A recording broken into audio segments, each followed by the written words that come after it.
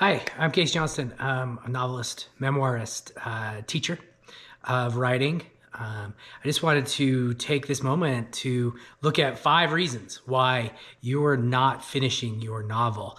We all have a bunch of reasons, and these might not be your reasons, but these are 5 reasons that maybe a reason that you're not finished your novel, and 5 ways to get around these 5 reasons so that you can type the end, right? That's what we all want to do, is we want to type the end. Before we get started, though, remember, please subscribe, and subscribe for my next video, which will be how to finish your memoir, which is a completely different beast. I've been teaching memoir for many years at Creative Nonfiction and at the graduate level in creative writing. But let's start with why 5 reasons why you may have not finished your novel and solutions to those reasons. First off, I think the first reason you want a lot of times is you're plotting too much. You're plotting way too much. You're organizing, you're structuring, you're trying to figure out every minute detail of your entire book before you're writing, or you're plotting in the middle of your writing. You get 2 pages in, you're like, oh, I need to readjust my organization.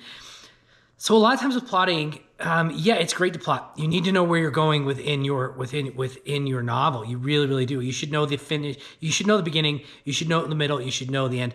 But sometimes you just get too caught up in organizing every little bit of your novel. You should have those big things mapped out, charted out, but you should learn to write towards the big things. So if you are stuck on plotting, if you're worried about everything that's going to happen for every page of your entire book with every word, here's my first suggestion to get around plotting.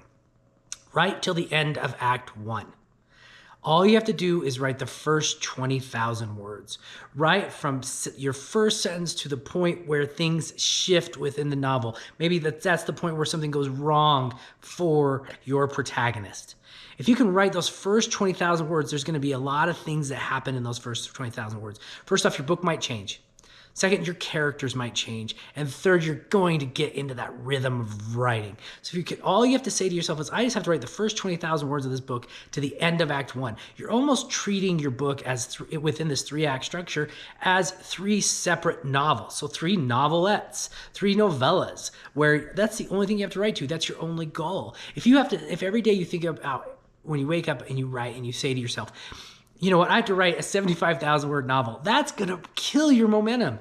What if you just say, I have to write 1,000 words? And if I write 1,000 words today, that's only 19,000 more words until I get to the end of Act 1. And I promise you, by the time you get to the end of Act 1, you might have tossed that extreme outline out of the way, or you're just going to be feeling really good and you're writing and you're in it. That's my first suggestion. You're plotting way too much. Start writing.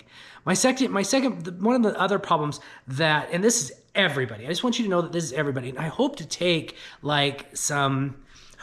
some worry and stress off your mind that this is only you. Another reason why you're not finishing your novel is probably fear. We all have fear. I have to tell you this. I've written 3 million words in my life. I have written 7 novels and only have 1 published. So I know how to finish novels. Publishing is a whole different game. Please subscribe. I will be talking about the publishing game a couple videos down the road. But we don't care about publishing right now. We care about writing that first draft and getting it done. The one that's been bugging you, the one that your parents have been asking about every Christmas. All of us have fear. Every day when I wake up, I have fear that everything I'm going to write is going to be awful. Sometimes it is, but sometimes it's good. And I have fear that I'm not going to finish sometimes, but that fear for me is gone because I just know how to finish. Take away that fear because you know that everybody has fear, or just digest that fear. Just digest that fear. What I do every morning is I read somebody else's work for 20 minutes. I put my headphones on, I read somebody else's work for 20 minutes, and then I start typing. It gets me into that kind of literary place in my brain. And by reading somebody else's work and then moving straight into my own, that fear kind of disappears. That 20 minutes of reading somebody else's work gives me that buffer between the fear that I wake up with about writing and the first sentence that I write that day. But more than anything, don't stop because you have fear because you think nobody else does. We all have fear, okay? So just find a way to get that first sentence in the morning and then the fear goes away. It'll come back the next day, I promise, but it happens to all of us. All right, thirdly, You gotta sometimes when you can't finish a novel and you're stuck maybe out at word 10,000 or it's because you don't know your characters well enough. I hate to say it that way, but it's probably the truth. Maybe you have too much plot and not enough characterization. Once we get into a novel, once you get 10,000, 15,000 words into a novel, your characters should be working on their own. They should be making their own decisions within the novel based on what they've done in the past in the novel. So your characters, you've created these people on the page, and they should dictate how they respond to things that come their way. And by the time you get to 10, 15,000, especially 20,000 words, like we talked about getting to earlier, once you know your characters well, the writing comes really, really easy because you throw things at them and then they direct which way to go. So if you're stuck, maybe we again need to pull away from plotting and really focus on characters. David Long, who's a writer I respect, before he gets started, and I'm not suggesting you have to do this, he writes a list of 100 things that his characters would never do. What does that do for him? It creates who his characters are. It's a great idea. Maybe write 10. Maybe write 10 things your characters always do in situations, and maybe write 10 things your characters would never do in a situation. This helps us because once you know your characters, the plotting is important, but the novel flows so much better because everything that happens builds on something else that the character does. And if you know that character really, really well, it makes your life a lot easier. The fourth thing is distance. You've created too much distance between your novel and yourself. There are some writers that say you have to write every day, 1,000 words a day. There's a point where I did, but life has gotten busy, especially when you start to publish more.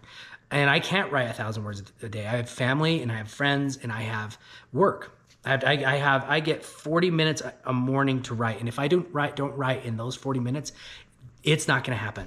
That's it for me. Once I start my day, I can't be creative after that. I only have that morning coffee.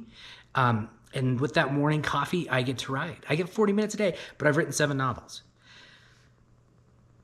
What I'm talking about with distance is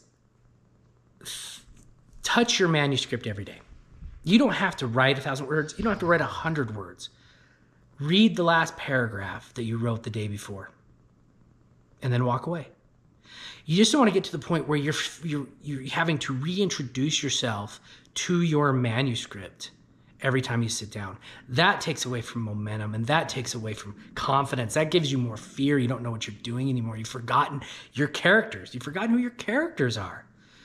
If anything, read 100 words of your manuscript every day, just the last 100 words, and then think about it.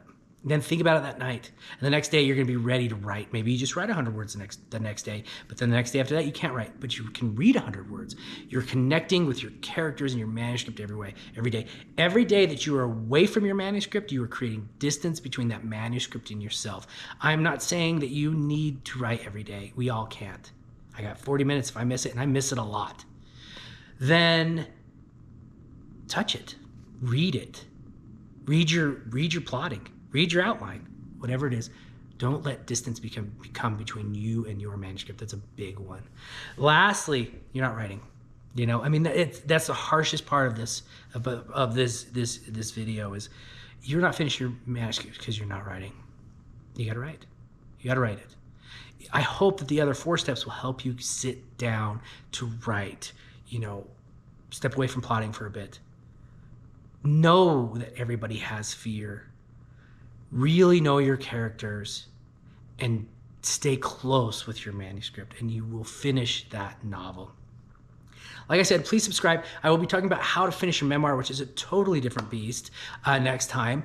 And then we'll talk about publishing. And if you get a chance, please pick up my new novel, Let the Wild Grasses Grow from Torrey House Press. You get it on Amazon, you get it on Barnes & Noble. Hopefully you'll get it from your independent bookseller or from torreyhousepress.com. So please, if you need anything else, subscribe. You can find me on TikTok and Instagram at the Literally Writer on TikTok and Literally Podcast on Instagram. Have a great one. Finish that novel.